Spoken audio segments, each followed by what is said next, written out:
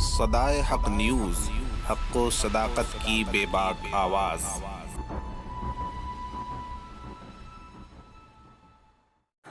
السلام علیکم ورحمۃ اللہ وبرکاتہ۔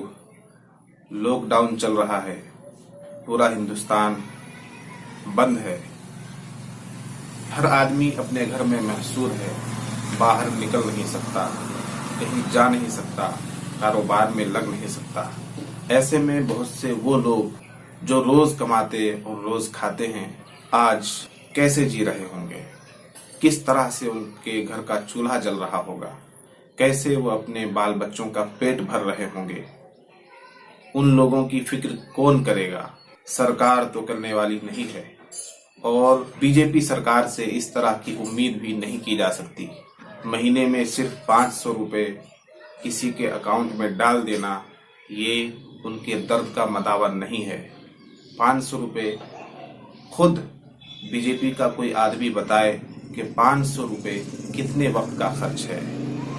ایک مہینے کے لیے اگر آپ کسی کے اکاؤنٹ میں 500 روپے دے دیتے ہیں تو اس سے کسی غریب کا بھلا نہیں ہونے والا ہے۔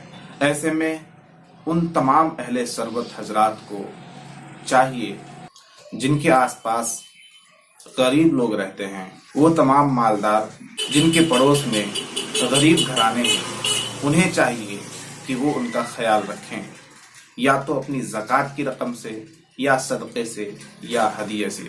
واضح رہے کہ جو لوگ روز کماتے اور کھاتے ہیں، جو صاحب نصاب نہیں ہیں، جو زکوٰۃ ادا نہیں کر سکتے، جن پر زکوٰۃ فرض نہیں ہے، یعنی جو غریب لوگ ہیں، ان کو زکوٰۃ دی جا سکتی ہے۔ آپ چاہیں تو اپنی زکوٰۃ کی رقم سے بھی ان لوگوں کی مدد کر سکتے ہیں، آپ چاہیں تو صدقہ نکال کر ان لوگوں کی مدد کر سکتے ہیں۔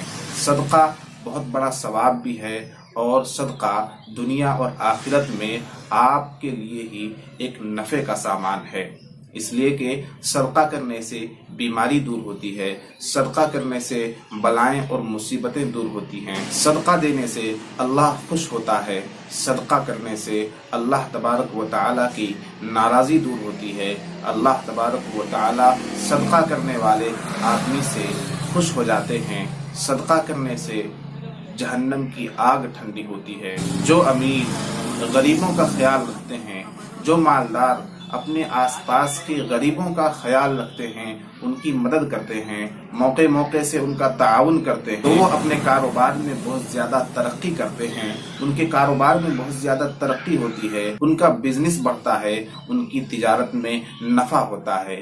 یہ صدقہ کرنے کا دنیاوی فائدہ ہے۔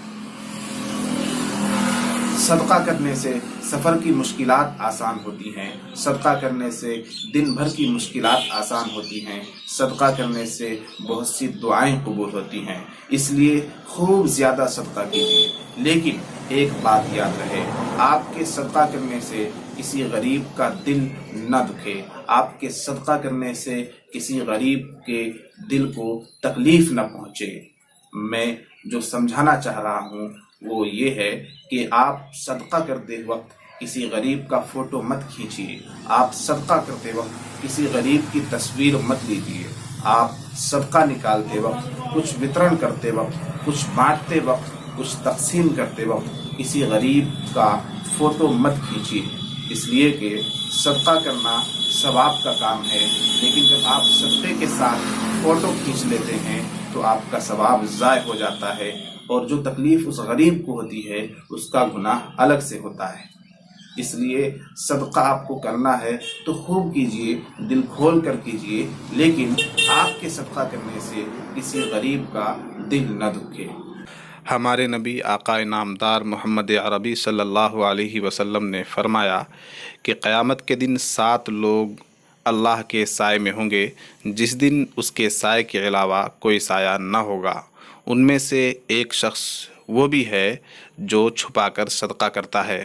حدیث کے الفاظ ہیں وَرَجُلٌ تَصَدَّقَ بِصَدَقَةٍ فَأَخْفَاهَا حَتَّى لَا تَعْلَمَ شِمَالُهُ مَا صَنَعَتْ يَمِينُهُ۔ صدائے حق نیوز، حق و صداقت کی بے باک آواز۔